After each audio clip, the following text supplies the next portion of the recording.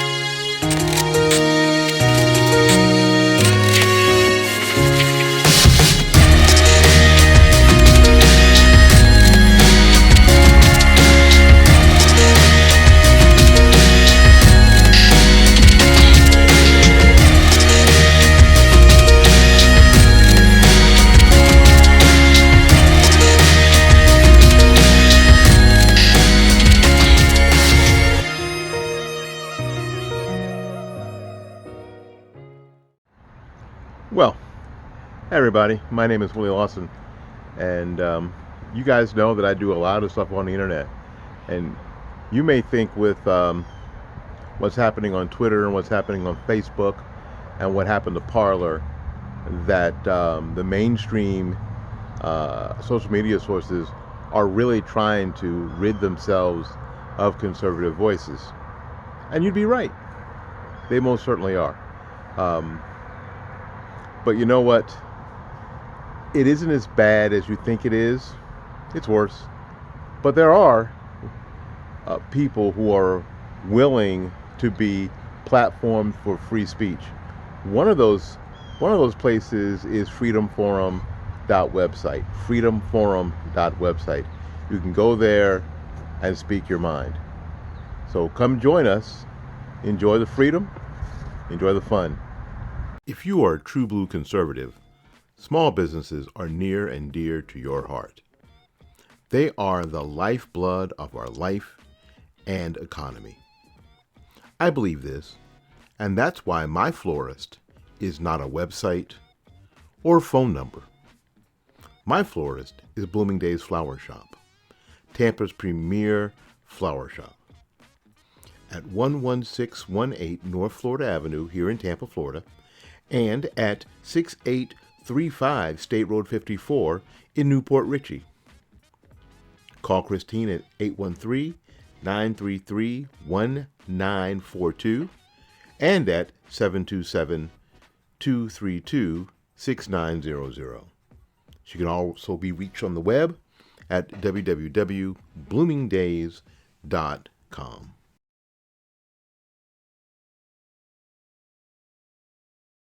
One of the things that I get asked most is where can I get information that is not tainted with liberal bias, especially here in the Tampa Bay area?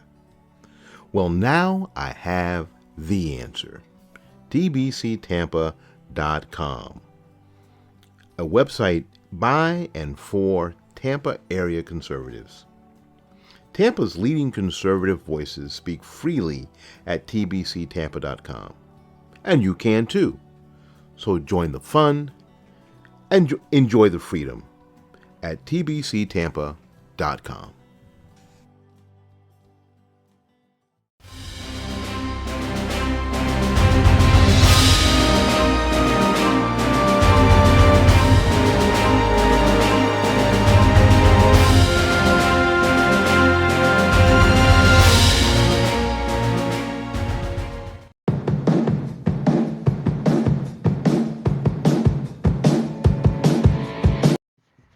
My name is Willie Lawson, and this is the Morning Report.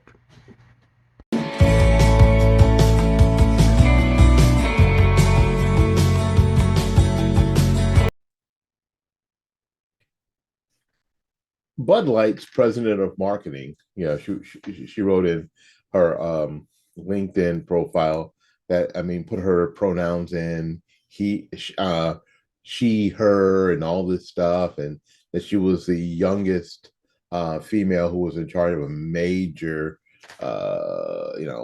beer, blah, blah, blah, and she was in charge of PR. Her name is Alyssa Heinerscheid. Is apparently now on a leave of absence following all the backlash over the company's partnership with that dude. So according to a statement from Bud Light's parent company, Anheuser-Busch, Heinerscheid's boss, Daniel Blake, is also on leave.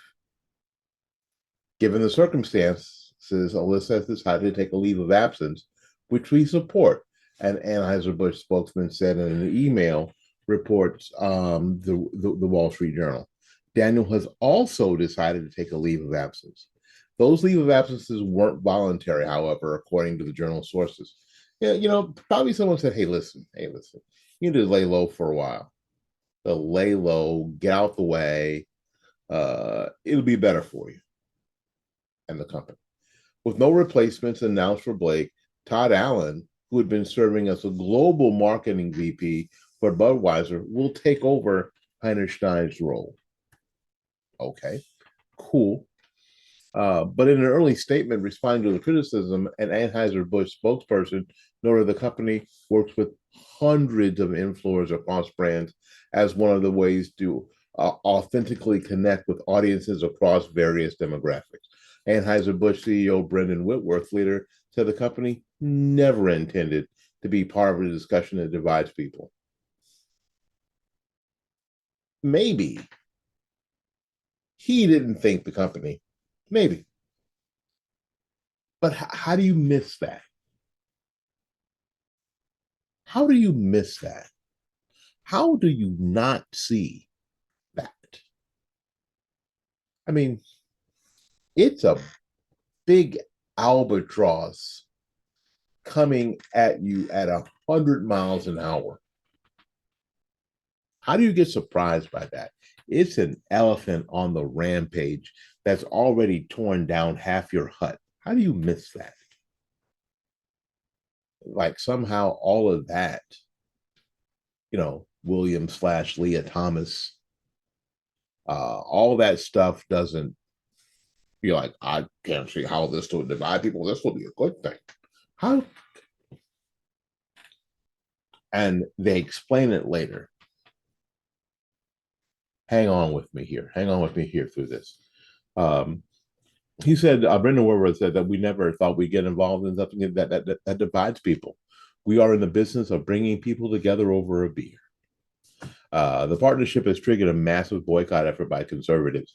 I don't know if Kid Rock is a conservative, but anyway, Kid Rock drawing a viral response by posting a video of shooting cases of Bud Light. Remember?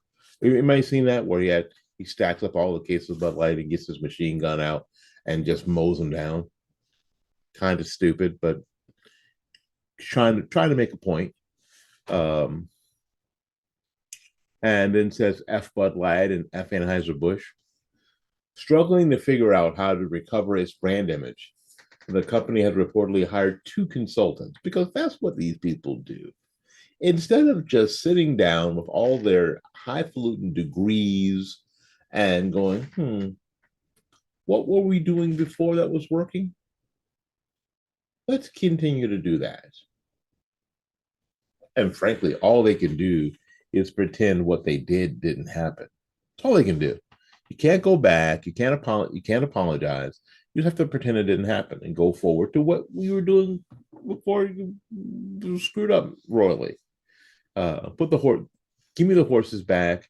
My son and I were talking about one of our favorite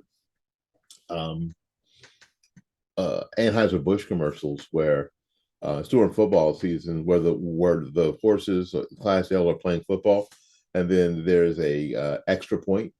One of the horses kicks an extra point. I remember that. And then one of the guys looks at each other and says, "Do they normally do that?" And the other goes, "No, they normally go for two." That's what your customer wants to see. I can tell you that's what they want to see. And even someone like me, who's not your customer, Anheuser-Busch, I'm not your customer. I haven't been your customer since college, or maybe shortly after college. I haven't been your customer for 20, almost 30 years. I've not been your customer. But that's what I want. That's what I like to see in your advertising. I like to see that in your PR. What you did with Allison Heinerstein, I don't want to see that at all. But it's not hurting you to show it to me because I'm not one of your customers.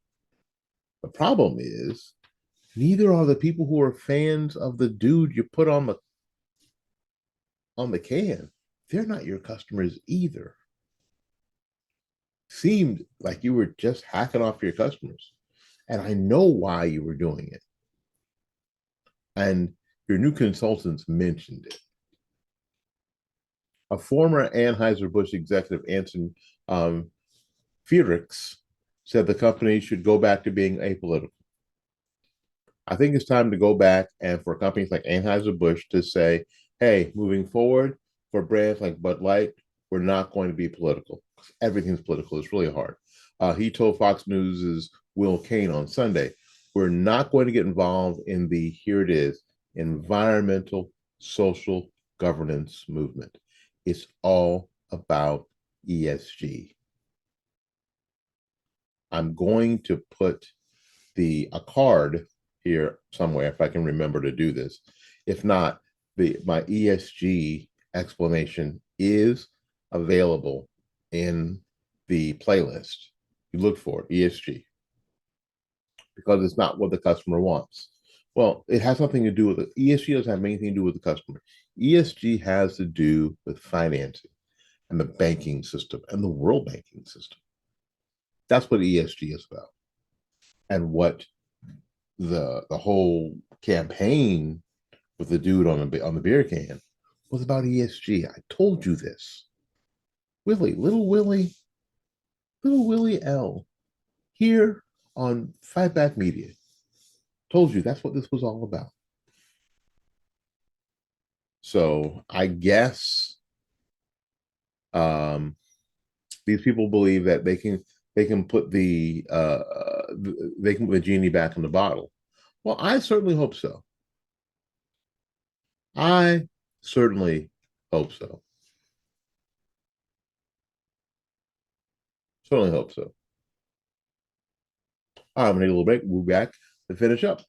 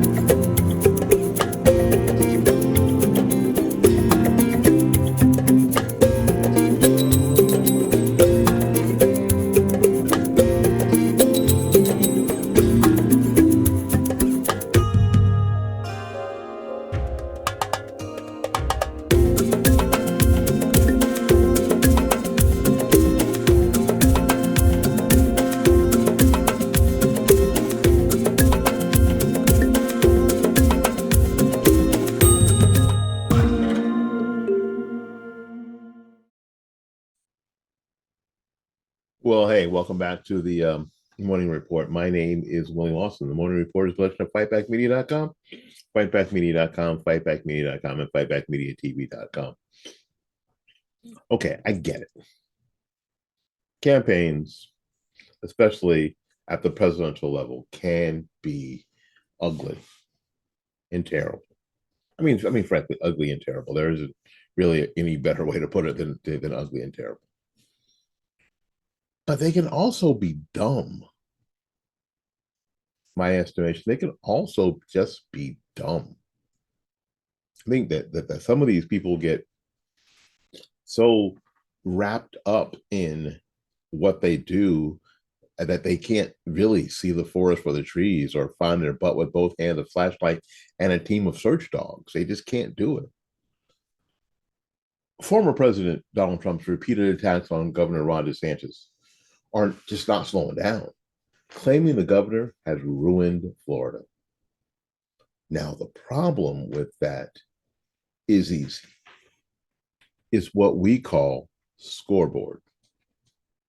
Scoreboard. The idea is that how you know a place is doing well is how many people are going there. How many people? I'm gonna look this up right now. It is 8:52 on 4/24, 2023. We're just going to go ahead and find out the current information. How many people are moving to Florida every day? Florida is ranked number 1 in domestic migration, number 2 in international migration, and number 1 with the most people moving in per day at 1,218. 1,000 people are moving to Florida every day. Number 1 in domestic migration. What that means is that people who live in the United States, no, we are the number 1 destination. Number 2 in international migration, people who are moving from Great Britain, who are moving from Germany, who are moving from Korea, who are moving from Japan, who are moving from India, who are moving from everywhere, African countries. Number 2 are moving to Florida. People from South America, from Colombia, from Brazil, from all over the world are moving to Florida. Scoreboard. What do I call it? Scoreboard. So according to the Trump's campaign team, my Sunshine State is among the worst states to raise a family, work, and retire, despite thousands of Americans migrating to Florida in recent years. 1,218 a day. A day. The real DeSantis' record is one of misery and despair, Trump spokesman Stephen Chung said in a campaign email on Friday. He has left a wake of destruction across Florida, and people are hurting because he has spent more time playing public relation games instead of actually doing hard work needed to improve the lives of the people he represents. Trump, who also lives in Florida, has thrown blistering comments at DeSantis since rumors began to swirl that the governor is mulling a potential 2024 presidential bid. All right, here's the deal. Here's something, and I know this is not going to be one of my videos that do really well. I expect that people will unsubscribe. I'm nowhere near 1,000. I'm nowhere near 4,000 hours of video watched. Nowhere near monetization on this channel after a number of strikes. So you might as well just say it. Here's what we tell New Yorkers in Florida that move to Florida and complain about what Florida isn't. You can take 75 or 95 back to where you came from. Or if you want to try something new, you can take I-10 all the way to California. That's what you can do. I personally tell this to New Yorkers and people from Chicago and Michigan and California and every day. I-10 runs through North Florida all the way to Los Angeles. I-75 runs all the way damn near into Canada. I-95 runs all the way up the eastern seaboard into New York and beyond. There you go. Tampa International Airport is consistently one of the finest airports in the country and one of the finer airports in the world. There's almost nowhere that you can't get to from Tampa International if you don't want to drive. There's even an Amtrak station in Tampa for those of you who like riding the train. There's a bunch of ways to get out of here.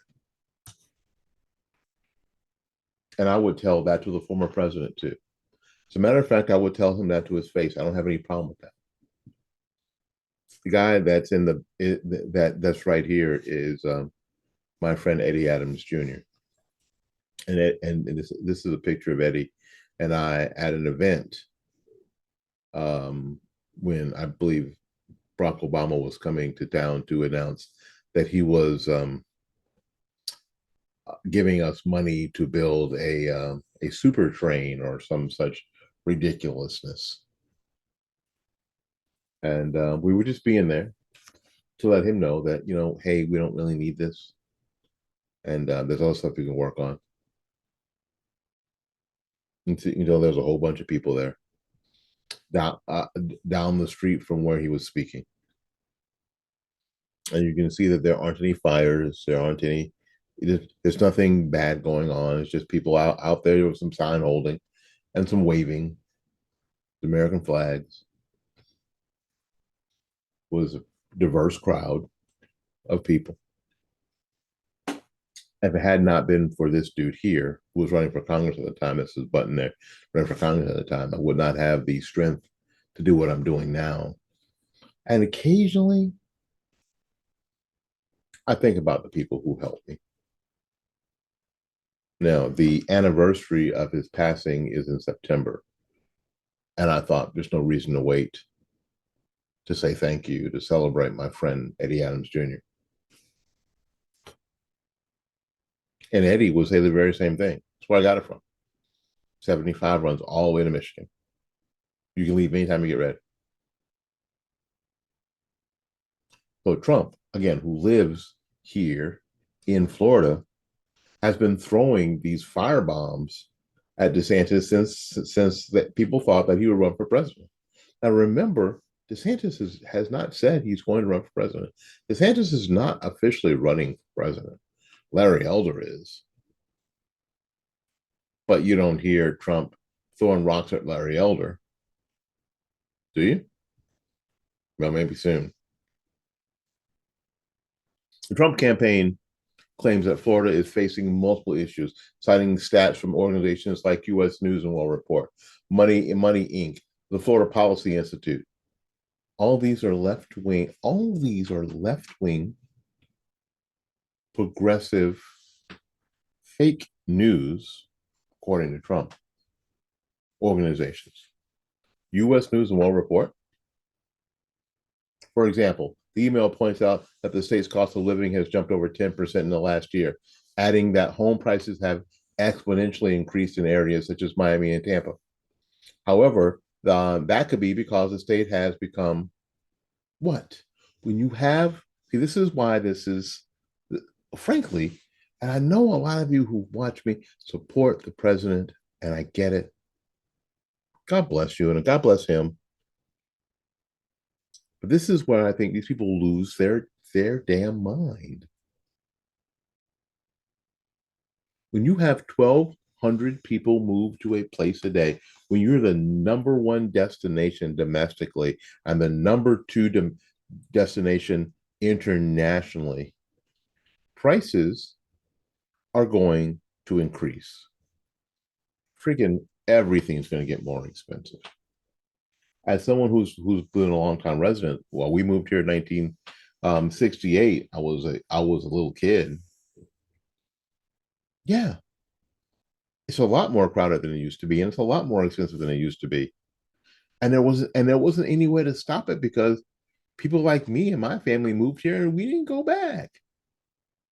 And now, again, 1,218 people a day, the number one domestic migration destination, the number two international migration destination, state of Florida.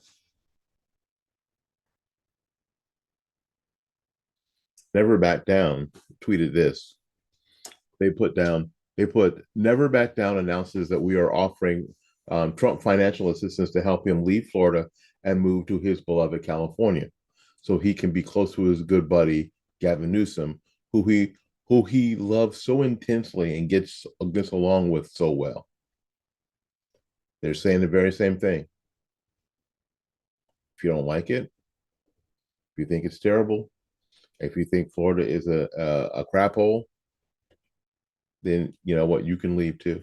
I think the mistake that the I do. I think the mistake that the Trump campaign is making is thinking that Floridians, especially, will be so loyal to Trump that they will ignore their lives here in Florida, that they will somehow just follow Trump into the abyss. Some people will. Some people will. Some people will follow Trump into the abyss.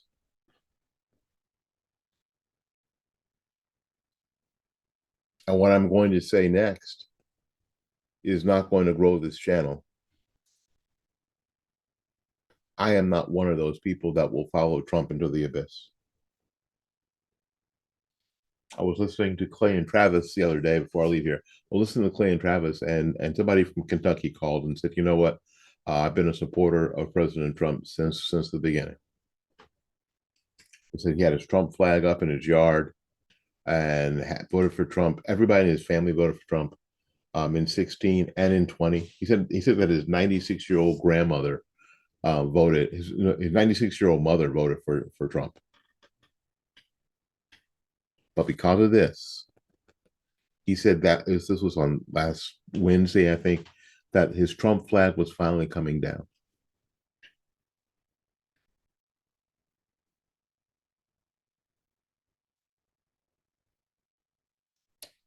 This is a strategy that is not going to work. This is a strategy that is going to fail. And unfortunately, it might not just fail for the Trump campaign, it may fail for Republicans in general. This scorched earth, if not me, then nobody. This is the angry boyfriend, angry ex-husband. If it can't be me, then I'll burn the whole damn thing down. And this seems to be the Trump methodology. Is not only bad for Republicans, it's bad for the country. Somebody needs to tell them that. Till we see you again, go out there and learn something, love somebody, and for goodness sakes, don't take care of yourself. The Morning Reporter Collection, fightbackmedia.com, fightbackmedia.com, fightbackmedia.com, and Fightback Media TV. We'll see you when we see you. Bye-bye now.